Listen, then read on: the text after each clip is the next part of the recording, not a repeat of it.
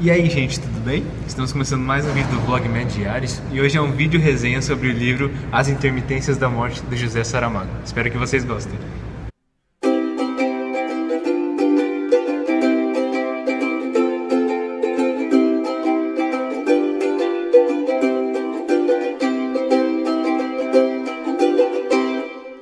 Para quem acompanha as nossas redes sociais, sabe que esse foi o segundo livro que a gente leu para o grupo de leitura que a gente está participando aqui na faculdade, né? E a gente está fazendo meio que uma saga da morte. Assim, a gente começou com a morte de Ivan Illich e agora a gente leu esse aqui já, né? Que é do Saramago, Essas Intermitências da Morte. E a gente resolveu falar um pouco dele aqui para vocês, seguindo o que a gente já fez com outro livro. Então, falando um pouquinho sobre o Saramago, ele nasceu em 1922, ele é um escritor português. E em 1998 ele ganhou um prêmio Nobel de Literatura. Ele é muito conhecido por alguns livros, por exemplo, o Ensaio sobre a Cegueira e o Evangelho segundo Jesus Cristo. Esse aqui foi um dos seus últimos livros, foi escrito em 2005. E José Saramago, ele é um escritor então contemporâneo e ele escreve de um jeito todo peculiar, bem um jeito dele mesmo, né? Que é assim, ele não coloca muita pontuação. Ele é classicamente conhecido como isso, então ele não marca bem os parágrafos, as frases, os períodos, né? Parágrafos gigantes de páginas a fio, assim, sabe? Mas, diversos diálogos na sequência, ele não põe, por exemplo, travessão, marcando que vai começar alguém falando, quem tá falando o quê. Não vai, tipo, direto, como se fosse um fluxo de consciência enorme. E também ele não coloca letras maiúsculas para os nomes próprios, para as pessoas, os lugares. E isso pode causar uma grande estranheza quando você começa a ler assim, as obras do Saramago. E é uma coisa meio característica mesmo, como a gente falou. Eu li outro livro dele, que é o Ensaio sobre a Cegueira, e é nesse estilo. Bom, e agora falando um pouquinho sobre o enredo específico das Intermitências da Morte, a história começa de um jeito bem peculiar e interessante. A primeira frase do livro é: no dia seguinte, ninguém morreu. E é bem assim que começa a história mesmo. Do nada, em um país fictício, a gente acha, porque não cita o nome do país, as pessoas simplesmente deixam de morrer um dia. Ninguém sabe por quê, ninguém sabe se isso vai durar para sempre, por que isso está acontecendo. A primeira parte do livro, a primeira metade mais ou menos do livro, é a população tentando lidar com essa nova informação. Então, o primeiro-ministro fica falando: o que a gente vai fazer agora? As entidades religiosas ficam pensando: será que é uma punição de Deus? Será que Deus que mandou isso? O que a gente vai fazer? Porque a premissa da religião é a partir da morte. O que vai acontecer? Os hospitais, casas de repouso ficam falando: nossa, mas a população vai ficar envelhecendo infinitamente, então vai ficar super cheio aqui, vai ficar super lotado, como a gente faz?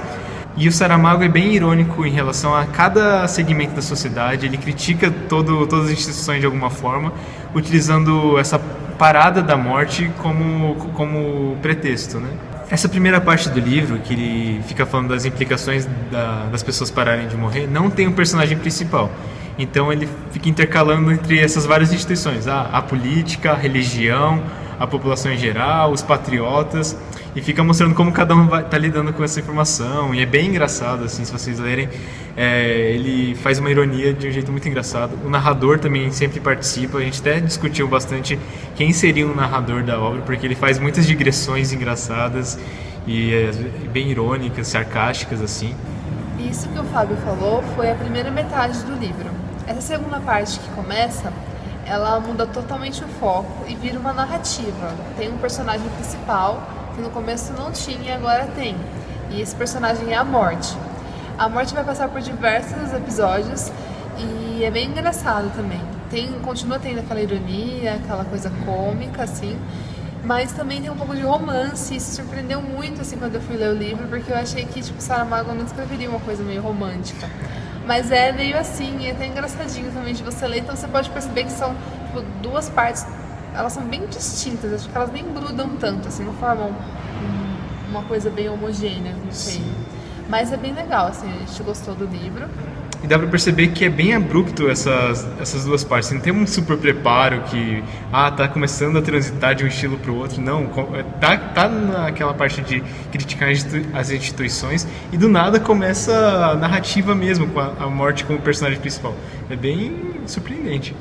E agora a gente vai comentar sobre alguns temas que são abordados nesse livro. A gente vai falar alguns exemplos, enfim, pode ter alguns spoilers. Quem não leu e não gosta de saber o final do livro, assim, eu, por exemplo, sou assim, não leia, não assista até o final, dá uma lida e depois vem aqui comentar para assistir com a gente. Então, um dos grandes temas que é tratado nesse livro, como o próprio título faz vocês pensarem, é a morte e como as pessoas encaram a morte.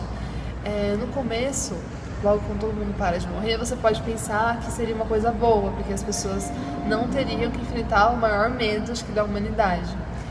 Mas, quando elas começam a morrer, não é que elas ficam num estado assim, como elas estão, elas permanecem. Elas continuam envelhecendo e muitas pessoas, elas sofreram acidentes, elas estão com doenças terminais e elas não têm a morte.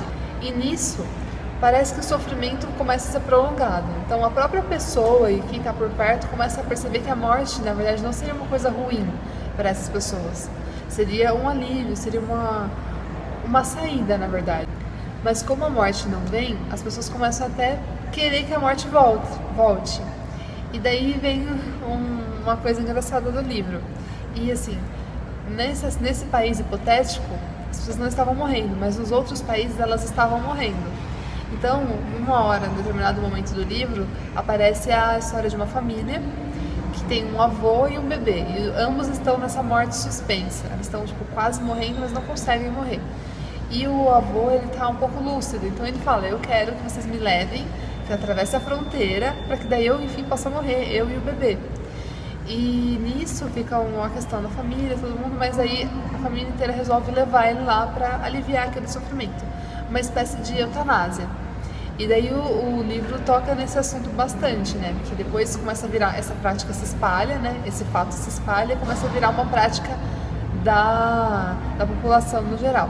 Então isso é um tipo de enfrentamento da morte que o livro nos traz. Depois, mais pra frente, como é intermitências, a morte vai e vem.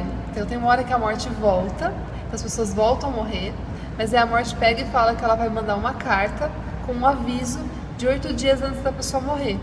Daí tem um novo tipo de enfrentamento com a morte. A morte fala que com isso as pessoas vão poder se organizar, se preparar, se despedir dos familiares, mas nem sempre isso que acontece. Muitas pessoas ficam desesperadas, elas perdem o autocontrole, gastam tudo, mas nem se despedem da família, então começa a virar uma bagunça geral. Assim, o que eu pude depreender um pouco dessa leitura é que querer interferir nessa ordem natural da vida não dá certo. Sim. E a gente pode pensar, não, a morte é muito ruim, mas tudo que o livro vai mostrando pra gente, as consequências de não ter a morte, ou as consequências de uma morte avisada, são bem terríveis para as pessoas. E além desse aspecto de enfrentamento individual perante a morte, o livro também trata bastante do assunto da população geral, de uma parte mais prática, né, da morte. Por exemplo, ele faz bastante referência a asilos e hospitais, que com essa sessão da morte, as pessoas vão começar cada vez mais a ir para o hospital e vai ficar cada vez mais cheio. E como que eles vão fazer com isso? Eles falam, então vamos devolver eles para as famílias, sabe? É uma coisa meio engraçada, assim. É uma crítica, né? E eu achei legal porque isso não é uma coisa tão distante assim da nossa realidade, né? Com o advento da medicina, conforme vai melhorando o sistema de saúde, as pessoas têm uma expectativa de vida maior e vai acontecendo aquela inversão da pirâmide etária, né, que a gente aprende em geografia. Então tem muitas implicações sociais, como o déficit da previdência social, como os maiores gastos com tratamento em saúde, como diminuição da população economicamente ativa. Então tem várias coisas que o livro trata nesse cenário hipotético de exceção da morte, mas que também está acontecendo na vida real, em países europeus, até no Brasil está começando a acontecer isso, então é uma reflexão importante. E outro ponto legal que Saramago faz com esse livro é que ele critica as instituições em termos de corrupção e como eles se vendem para qualquer coisa só para ganhar dinheiro, só para o bem deles. Então, um exemplo bem legal que me vem à mente é o das agências funerárias, né? Então, quando a morte para de acontecer, as agências funerárias ficam super preocupadas. E agora? A gente perdeu o nosso negócio, né? A gente vive disso. Como a gente faz? Daí o que eles fazem? As agências funerárias se organizam, falam com o governo, daí o governo faz uma lei que agora elas vão fazer é obrigatório fazer enterro de cachorro e de gato, porque a morte deles ainda estava acontecendo. E o governo faz parceria com a máfia para a máfia ajudar a fazer esse transporte das pessoas para atravessar a fronteira para elas morrerem, porque o governo não quer assumir isso, tipo, a gente quer que as pessoas morram. Então eles vêm meio fazer um negócio por fora para acontecer isso, para aliviar todo aquele estresse tipo, previdenciário, de hospitais que eles querem, que eles acham que é um problema, mas eles não podem admitir que é um problema. Então eles fazem parcerias, se corrompem para isso. Então é um ponto legal que o livro trata. Como eu adiantei para vocês, né, a morte virou um personagem e logo que ela entra em cena, ela já entra mandando uma carta. A primeira carta que ela manda é para um diretor nacional de uma TV lá. E ela manda uma carta avisando que a morte vai voltar a acontecer. E ela manda essa carta, é uma carta roxa, toda escrita com uma letra estranha, assim, que é a letra da morte, e ela assina morte com letra minúscula. Porque ela diz que ela não é a morte. Essa morte com M maiúsculo é aquela morte que vai, tipo, aniquilar todo mundo. Assim, que é o fim do mundo, assim. Depois dessa carta, o diretor vai ler em rede nacional que a morte vai voltar a acontecer, mas que a morte boazinha, né, vai mandar um aviso também numa cartinha roxinha, avisando que a pessoa vai morrer dali a 7, 8 dias, não lembro direito. E daí começa um pânico nacional, assim, também. Tanto para as pessoas voltarem a ter esse medo de que agora elas podem morrer, tanto como por uma questão logística mesmo, porque ficou muito tempo as pessoas não morrendo, então acumulou muitas pessoas em morte suspensa. Né? Como que eles vão lidar com essa questão de muitas mortes de uma vez? E acontece um fato, que a morte se atrapalha lá nas cartas e uma dessas cartas não consegue chegar no dia certo para a pessoa, então a pessoa não morre. Daí ela fica imortal. E a morte vai querer saber quem foi essa pessoa que conseguiu fugir dela e agora já passou o dia dela morrer, então a morte teoricamente não pode matá-la, assim, como tá nos manuais dessa morte. Código de ética da morte, assim, sabe? Daí fica engraçado, porque tem umas descrições de como que é a morte, onde que a morte fica, é bem engraçadinha. O Saramago acho que fica brincando com a gente, faz uma descrição da morte bem estereotipada, que ela é uma caveira lá, com uma mortalha, né? E ela tem uma foice, e ela conversa com a foice. É bem engraçadinho. Por fim que a morte resolve investigar quem é essa pessoa, por que ela conseguiu fugir. E daí a morte dessa investigação, primeiro ela vai invisível e vai conhecer essa pessoa.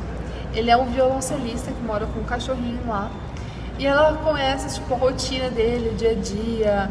Ela escuta ele tocando, ensaiando, tanto em casa quanto no teatro, onde ele faz os seus ensaios, os concertos. E ela começa a ficar mais humanizada, assim. Ela começa a se tocar com aquele ser humano. Com os sentimentos que ele tem, com o amor que ele tem com o cachorro. E como ele é sozinho. Nisso, a morte acaba se vestindo, se fantasiando de mulher, uma mulher muito bonita, e ela resolve que ela vai entregar uma carta para ele, custe que custar, ela altera as datas, para matar a pessoa que fugiu dela. Mas nisso ela começa a se aproximar, ela assiste o concerto, ela fala com ele no telefone, eles vão de táxi junto, e daí o fim da história vocês já podem imaginar. Eles começam a se apaixonar. E acontece uma coisa bem inesperada para esse livro, pelo menos quando a gente estava lendo, porque o livro começa todo crítico, super irônico e super ácido, e daí termina com um desabrochar de um amor, assim, uma coisa bem romântica. Eu sou romântica e eu gostei bastante. Também gostei. É bem bonitinho. E o livro termina com a mesma frase que ele começa, que aí no dia seguinte ninguém mais morreu. E depois que a gente terminou de ler o livro, e também no nosso grupo de leitura, a gente ficou discutindo bastante por que o Saramago quis começar e terminar com a mesma frase. E porque ele fez essa história mesmo, né? Tipo, de humanizar a morte e de ter esse final bem doido, assim, em relação ao começo. A gente pensou em várias hipóteses. Uma delas é de que a morte também estaria em crise, assim como, sei lá, o ser humano também é um ser em crise. E ela não queria mais exercer o seu ofício. E conforme ela foi se aproximando do ser humano, ela começou a compartilhar dos sentimentos que o ser humano tem. Então, aquele medo da morte ou a tristeza perto da morte, o sentimento de medo também, e de não querer que uma pessoa querida parta. E foi o que ela teve, ela se aproximou do violoncelista, gostou dele e não quis que ele morresse. E a morte, a gente não sabe o que acontece depois, mas ela compartilha desse amor humano e o livro acaba assim numa incerteza. Você não sabe por que a morte, o que aconteceu depois, se ela depois vai se arrepender dessa escolha ou não. Mas ela se entrega ao amor e a gente fica pensando se no começo do livro também, quando teve aquela primeira parada da morte, se tinha acontecido alguma coisa parecida ou se não dá pra saber. É um livro bem aberto, você pode pensar o que você quiser do final, né, do começo. E pensar no porquê essas duas partes tão diferentes, como elas se juntam. Mas a gente ficou refletindo mais nesses tópicos que a gente falou pra vocês. Então essa foi a história das intermitências da morte, alguma das ideias principais que a gente encontrou no livro. Espero que vocês tenham gostado. Se vocês forem ler ou já leram, deixem seus comentários, falem o que vocês acharam pra gente. E acho que por hoje foi isso. Siga-nos nas redes sociais e até a próxima, pessoal.